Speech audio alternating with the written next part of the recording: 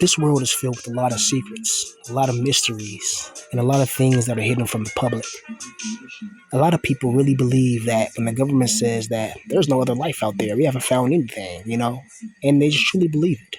Or when they say that, oh yeah, we can't escape this galaxy, or we can't do this, we can't do that.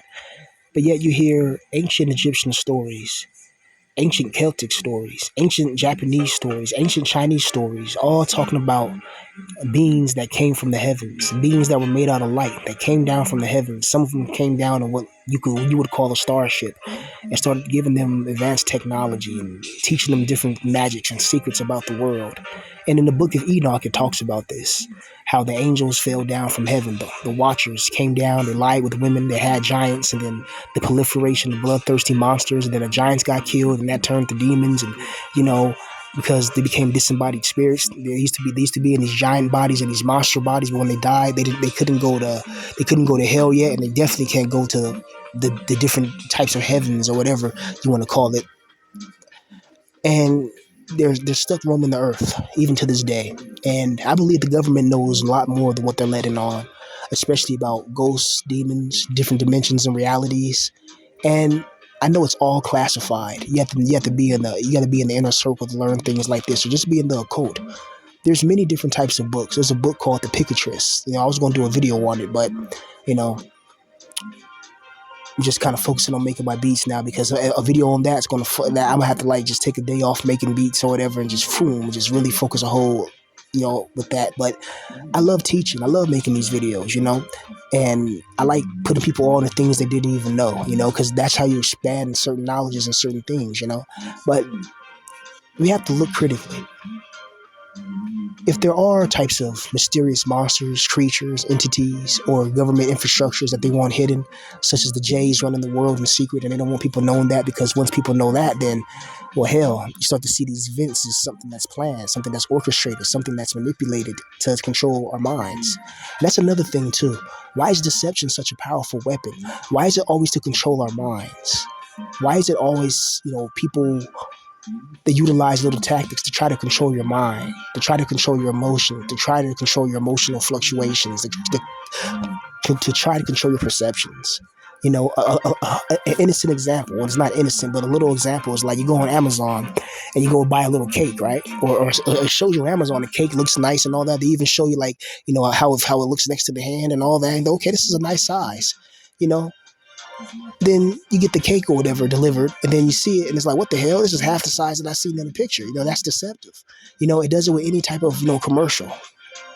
And these companies, oh, we're a family and all that. Whenever a company says we're a family, they're usually the most toxic. You know what I mean? Because they're not a family. They're there to make money. They're there to sell you a product. You know what I mean? They have a product. They probably, business, really is getting the product, and getting their ingredients as cheap as possible or whatever the hell. Make sure they're quality enough, right? And then selling it for a premium, for that's how you get your profits. Let's say it costs maybe $1 to get a pack of hot dogs somewhere. You know what I mean? Then you sell each hot dog for $3.27. You know, so say you get a pack of 10 hot dogs or 12 hot dogs from Walmart for like $1. One of those cheap franks if you want, but I wouldn't do that. I wouldn't suggest that. I would suggest try to get quality. But let's say that, or let's say you got a video game. You make a video game or whatever, and you sell it for this. Well, games a little different depending on how much quality you put in, but some people take those Unity assets and those Unreal assets, and they literally just take the free assets and try to make a game, and they try to sell it for like 20-30 bucks, and it's just ridiculous. But something like that, I mean, let's take a good example: Activision and Call of Duty. They don't even try to switch Call of Duty. Call of Duty is the same trash it's been for a decade now. Not the Call of Duty I used to play back in the days. People are still playing Call of Duty, but they never switch it up. Look how deceptive Call of Duty is. They lie and tell you that, you just got to try harder. And really, they have a damn algorithm, robot, or whatever in the background that nurse your health, that nurse your bullet damage, that spawns you in front of enemies and does all this crap. And it's not the same. They just give you these weird skins. They give you like bunny skins, Ninja Turtle skins, and it's just like, what the fuck? That doesn't belong in Call of Duty. Like, it's just deceptive and it's evil. And then they try to say, oh yeah, we do this for the players. This is going to be the new Call of Duties. That's deceptive. Or when the government infrastructure talks about when you vote for this president, you vote for this puppet, you vote for this, things are going to change and things get worse every single year. If you can't see that this country is going to hell in a handbasket real fast, and I don't know what to tell you. It's going to be a proliferation of violence. Simple as that. People are going to be snapping. People are going to be losing their minds, and there's going to be all types of spirits unleashed on this world. And people like me, I'm already been going through it. I'm already deep in the Battle of Stalingrad, or I say sci-fi Stalingrad, because like a future Stalingrad. Like, I'm already knees deep in it, you know, I'm already in the trenches, for real. And a lot of us got to deal with psychological issues, emotional degradations, people who just want to cause trouble for no apparent reason, but just to cause trouble. And you got to wonder if there's a being out there, it's truly watching everything that's happened to me and happened to you and happened to us and happened to us all. And you have to have righteousness in your heart, man. That's all I have to say on that matter, because anybody can see people who deserve to be blessed, people who deserve to be prosperous, and people who don't. People who are evil, manipulative, liars, two-faced, backstabbers. People, like, I've had friends, people that I looked out for when I was younger. You know what I mean? And whenever they like I would do nice things for them, like pay for the kush, pay for the gas in their car, you know what I mean? Do all that, just look out for them.